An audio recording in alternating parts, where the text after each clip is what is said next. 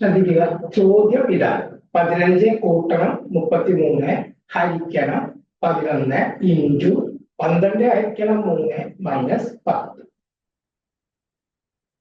ഈ ഇത്തരം കണക്കുകൾ ചെയ്യാൻ കൃത്യമായ ഒരു മാർഗരേഖ നമുക്ക് കിട്ടിയിട്ടുണ്ട്. അത് വെച്ചിട്ടാണ് നമ്മൾ ഇത് ചെയ്യേണ്ടത്. ഏത് റൂട്ടിലാണ് ഇത് ചെയ്യേണ്ടത് എന്നുള്ളത് അറിയുമെങ്കിൽ ഇത് വളരെ എളുപ്പമാണ്. അതിന് പറയുന്ന പേരാണ് ബോർഡ്മാസ്.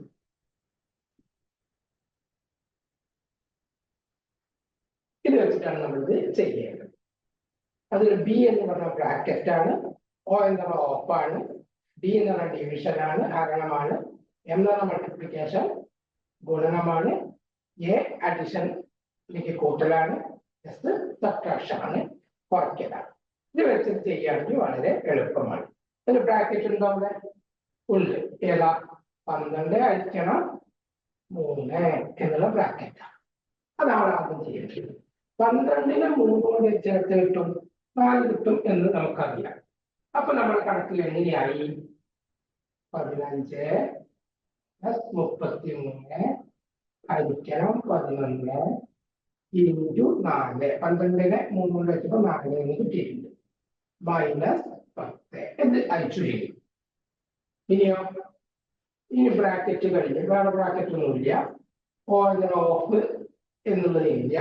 ഡി എന്ന് പറയുന്നത് ഡിവിഷൻ അല്ലെങ്കിൽ ഹരണം. അപ്പൊ ഇതിൽ ഹരണം ഉണ്ടോ? ഉണ്ട്. ഏതാ? 33 ഹരിക്കണം 11. 33നെ 11 കൊണ്ട് ഹരിച്ചകത്ത് കിട്ടും 3 എന്ന് കിട്ടും.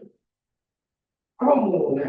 അപ്പൊ ഇതിന് 33 ഹരിക്കണം 11 പകരം നമുക്ക് എന്ത് എഴുതാം? 3 എന്ന് എഴുതാം. അപ്പൊ എങ്ങനെ ആയി മാറി? 15 കൂട്ടണം 3 ഇൻറ്റു 4 കുറയ്ക്കണം 10 എന്നാണ്. അപ്പൊ അത് കഴിയും, ഡിവിഷൻ കഴിയും. ഇനി ഏതാ വേണ്ടത്? ഇനി മൾട്ടിപ്ലിക്കേഷൻ അല്ല, അഥവാ ഗുണനം. ഇവിടെ ഗുണനം ഉണ്ടോ? ഉണ്ട്. ഏതാണ്? 3 ഇൻറ്റു 4. 3 ഇൻറ്റു 4 12. അപ്പൊ എങ്ങനെ ഒന്ന് കണക്ക്?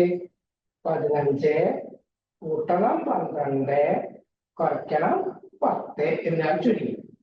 ഇനിയോ? മൾട്ടിപ്ലിക്കേഷൻ കഴിഞ്ഞു. ഇനി അഡിഷൻ. ആഡ് ചെയ്യാം, കൂട്ടുകയാണ്. ഏതാ കൂട്ടാണത്?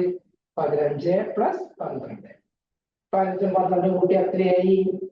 27. അപ്പൊ എന്തായാലും മാറി? 27 മൈനസ് 10 എന്നായി. 27 10 കുറച്ചാൽ ഉത്തരം 17. ഉത്തരം 17 എന്നാണ്. ആ ഓപ്ഷൻ ഇവിടെ ഉണ്ടോ? ഉണ്ട്. ഏതാണ്? ബി. 17. അപ്പൊ അതാണ് അതിന്റെ ഉത്തരം. ഇത് കൃത്യമായി ഫോളോ ചെയ്യേണ്ട ആവശ്യമായ ബോർഡ്മാസ് ഫോളോ ചെയ്ത് കഴിഞ്ഞാൽ നമുക്ക് ഈസി ആയിട്ട് തന്നെ ഉത്തരം കിട്ടും. ഓക്കെ.